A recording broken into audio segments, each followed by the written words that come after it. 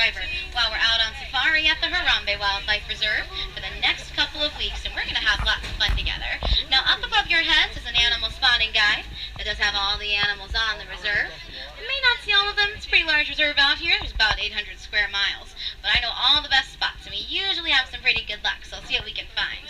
Now, this is a photo safari, so please make sure your cameras are out and ready to take pictures, because I can't stop for every animal, but I will stop for some of them. And the ones I can't stop for, I'll move very slowly past so everyone gets a nice, good look. Now, our first stop is the Little Ituri Forest. Many animals will blend into their surroundings here, but if you look over to the right-hand side, the first couple of animals of our trip, those are okapis.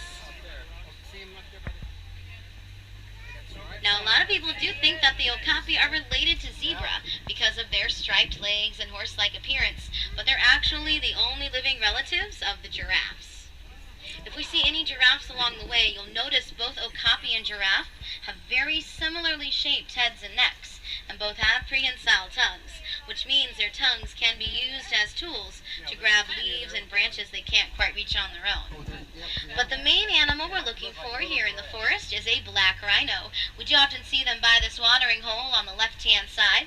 Now, if we get to see one, we'll be pretty lucky. They are an endangered species. There's only 5,000 black rhinos left in the world today, and that's unfortunately due to poaching.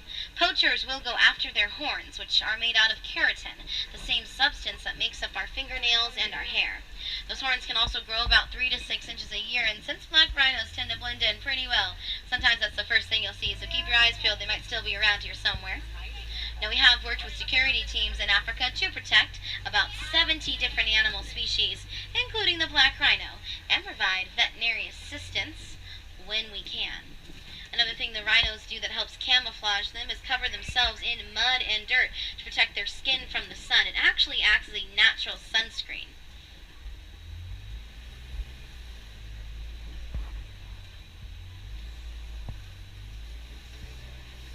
Now, up here to the left-hand side, just as I pull past the bamboo, you'll be able to see an orange creature. She's sitting up in the bushes at the top of the hill.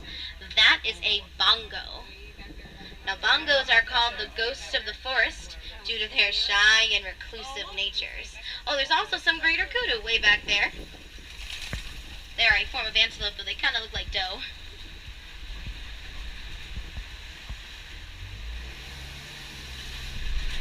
We are leaving the Ituri Forest. We're going to head on down to the Safi River. And we do sometimes see hippos in this area. A group of hippos is called a bloat, and they are nocturnal animals, so they might be sleeping under the water at this time of day. Just keep an eye out. If you see something that looks like a giant rock, take a second look. It might be a giant hippo. And looks like there is one to the right. I can't stop here, though. I'll go just as slow as I can. Might see a few more river on the other side, too.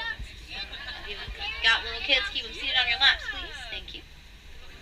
Male hippos can weigh up to 5,500 pounds and hold their breath for 8 minutes at a time. So if they'd like, they can actually walk along the bottom of the riverbed. So there's one moving around the island here, so it's pulling around, see if we can catch up with her. Now, also out to the left-hand side on the island are some large birds. Those are pink-backed pelicans.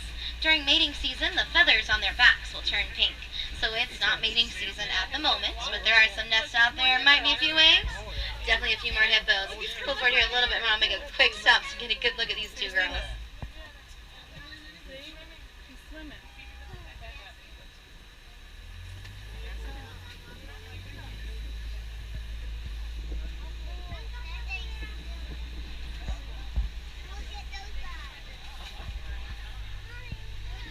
Looks like we are coming up on a bridge here, and I'm gonna go poly over it. That does mean very slowly in Swahili.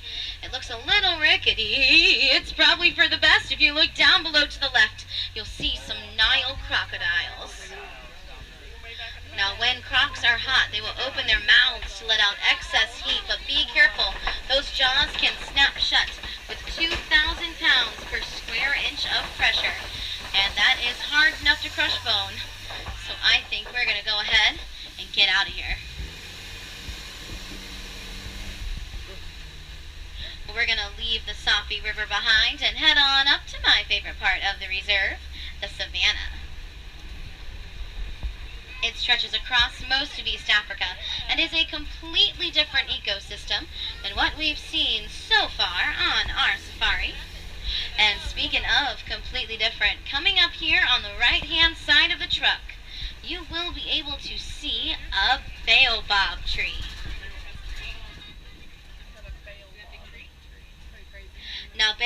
trees are sometimes called upside-down trees because their branches look like roots. They will go leafless 9 months out of the year and can store water in their trunks. So when they get large like that, it actually means that they have lived for thousands of years. And there are many legends as to how the baobab tree came about, but one of my favorites is about how all the animals on the savannah were fighting to be king. And of course, the lions won, but the hyenas weren't too happy about this. So they played a trick on the lions. They planted the baobab trees upside down, and they've been laughing about it ever since.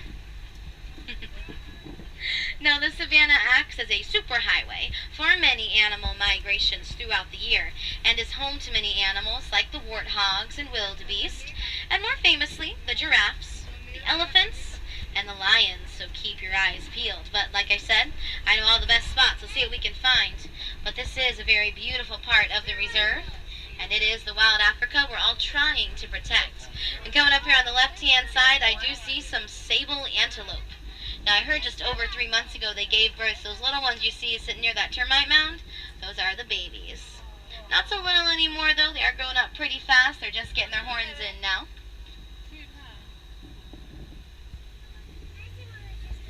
Sable antelope are the emblems of the Harambe Wildlife Reserve. They were chosen because they're a pretty tough animal. They're the only antelope known to take on lions and actually win. And we're also going past these red-orange mounds. These are more termite mounds. A little bit worse than anthills. They're made out of dirt and termite saliva and are as hard as concrete from sitting in the sun all day. Elephants really like them, though.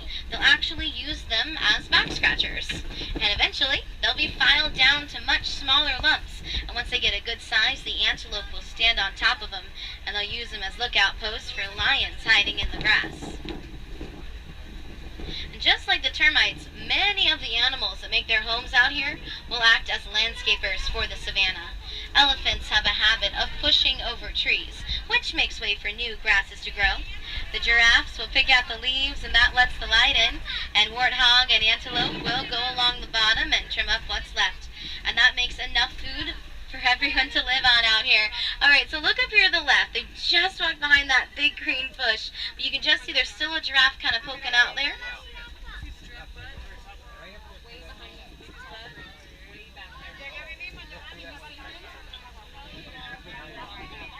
Ninth wonder of the world.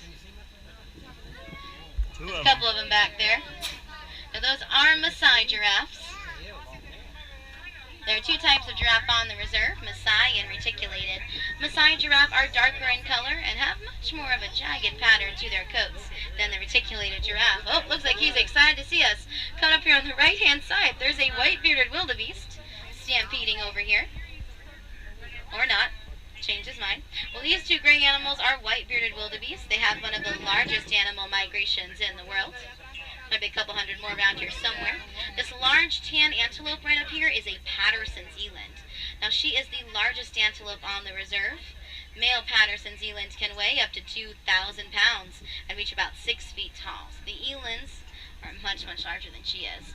And then, of course, you probably saw those cattle in the bushes back there. If we come around, we'll probably see them again with those big horns. Those are Ankole cattle.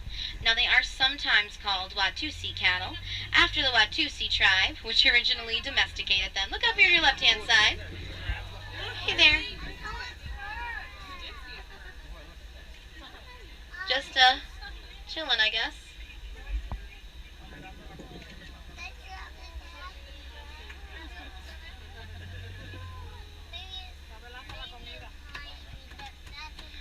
Alright then, well, just like humans, giraffes have 7 vertebrae in their necks, and male giraffe can stand up to 20 feet tall. A group of giraffes is called a tower. You'll see those Ankole cattle again on the right-hand side there. I like to think they're good hiders, but they're really not.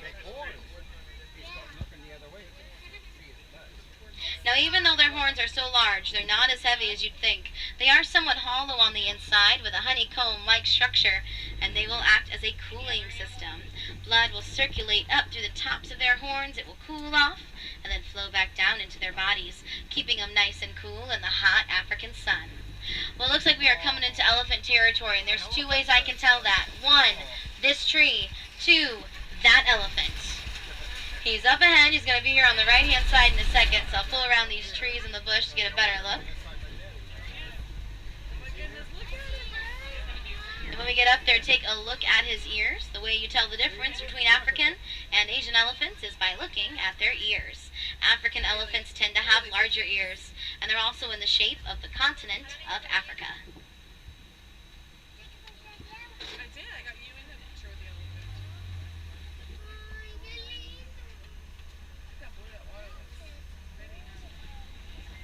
Now, I don't see any other elephants around here, so he's actually most likely a male or bull African elephant. At about 13 to 15 years old, males will leave their mother's side and live mostly solitary lives.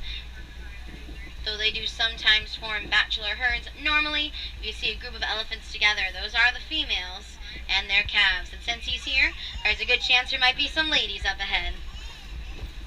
So we're going to head a little bit further into elephant territory. We'll see if we can catch up with some.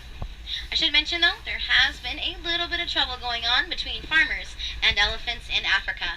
Farmers have started to put their crops into elephant territory, so the elephants are trampling them simply because they don't know any better. But it has recently been discovered that elephants are actually terrified of bumblebees, of all things. So the farmers have found a peaceful solution by putting beehive fences around the perimeter of their land. This keeps the elephants out, keeps their crops safe, and gives the farmers a new crop to harvest, the bees' honey.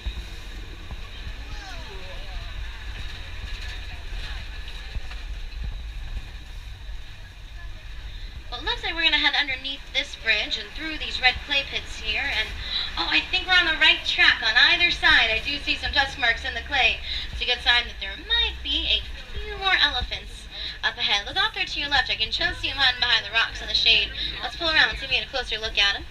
They'll often eat the red clay for the nutrients in the soil, much like we take our vitamins in the day. Now, elephants are a threatened species due to habitat loss in Central Africa, but they're also poached for their tusks, which are made out of ivory and do fetch a high price on the black market. Oh yeah, once we come around the corner here, we're going to get a really nice look at a few. Oh, and it sounds like we're picking up a radio station too. Excellent, maybe we'll find some music out here for us. We might just get a little bit of static. It can be hard to get a signal sometimes.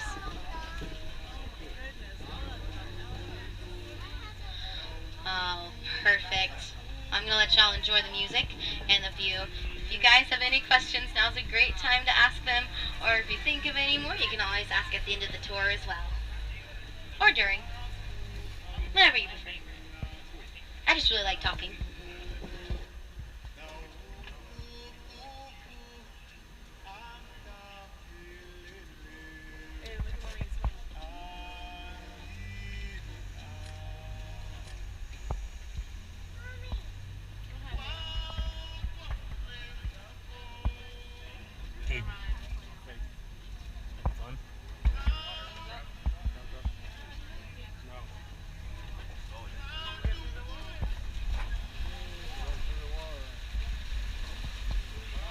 Christy, are these yours?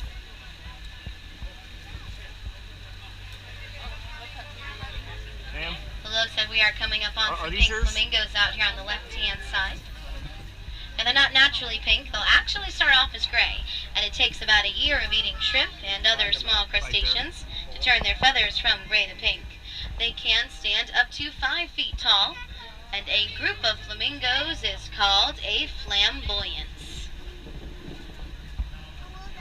Well, so far we've had a bloat of hippos, a tower of giraffes, and a flamboyance of flamingos. Let's head on into the other side of the savannah, and we'll see what else is out there.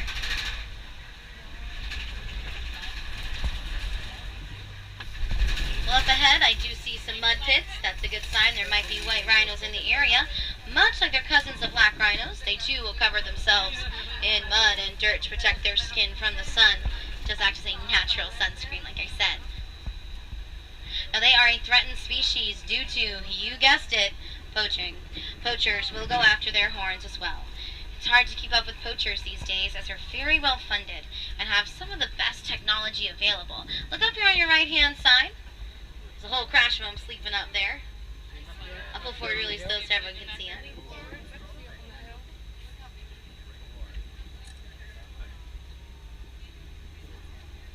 We've actually started working with the Lewa, though, which means beautiful in Swahili, Wildlife Conservancy over in Kenya, where they've got about 62,000 acres of land that hosts many animal species, including 150 rhinos. Now, up here on the left-hand side, you have to look really close, and if you see one, please let me know. They blend in really well. We do sometimes see cheetahs in this area. Now, cheetahs can reach about 60 miles an hour, but only for a few hundred yards. They're the only large cats known to be diurnal, which means they will hunt predominantly during the day. Look over here in this little hut. There is one laying down in there.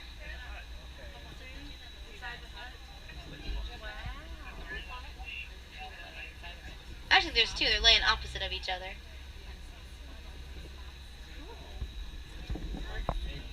But you know, cheetahs aren't my favorite large cat. Nope, my favorite large cat are lions, and we are coming up on an area we like to call Lion Cope. A cope is this outcropping of rocks you're going to see to the left of the truck. And we do sometimes see a small pride of lions here. I don't see... Oh, hold that thought. I'm going to pull around in the front here. I think I could just see her paw sticking up. Lions are inactive 18 to 20 hours during the day. So this does not surprise me at all. Pull forward here a little bit more and make a quick stop so you get a good look at them. Oh, there are some zebra on the right, but don't worry, we're going to see them again. Here we go. There's 3 lions up there, a male and 2 lionesses.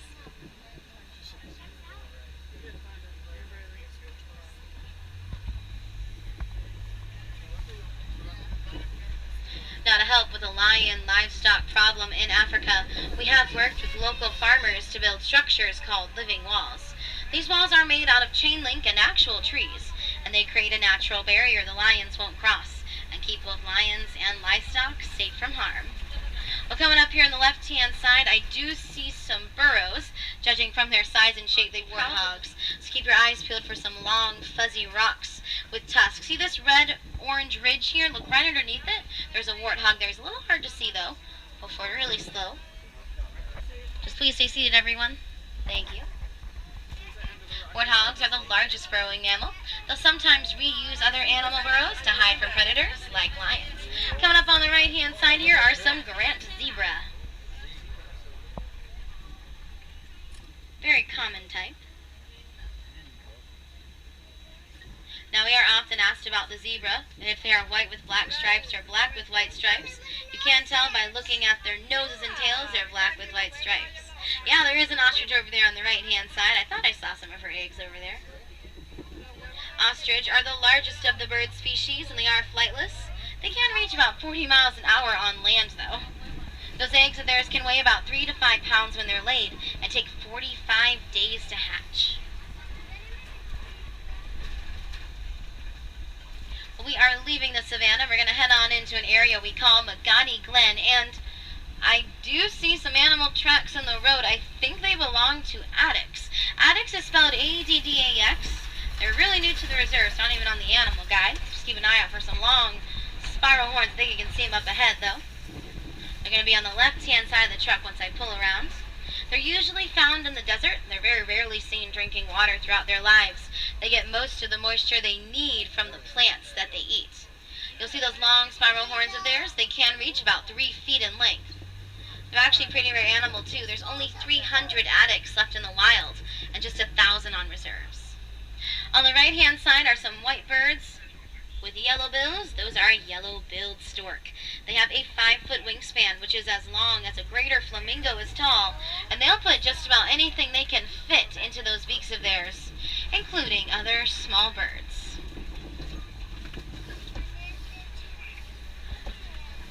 Well, friends, we've laughed, we've cried, we've seen lots of really neat animals, but unfortunately it looks like our 2-week safari has come to an end.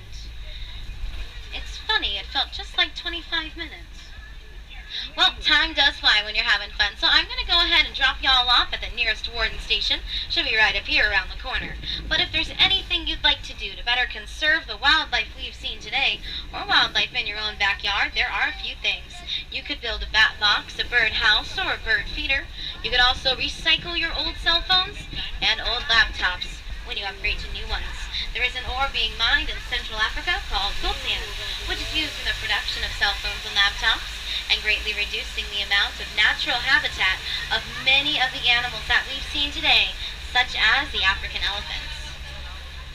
And this is pushing them into areas populated by humans and causing some problems. But scientists are doing research into how elephants communicate with each other to see if there's anything we can do to better protect this species. Now check around you, make sure you have everything with you. But you guys have been absolutely wonderful to have on my safari for the last couple of weeks. And once again, my name is Sam. Now here in Harambe, we don't like to say goodbye because it's far too sad. Nope. Instead, I'm going to say Kwaharini, which means to go well. So Kwaharini, everyone. I hope you enjoy the rest of your day here at the Animal Kingdom. Come back and see us sometime. No two safaris are ever the same. Jambo, Brian.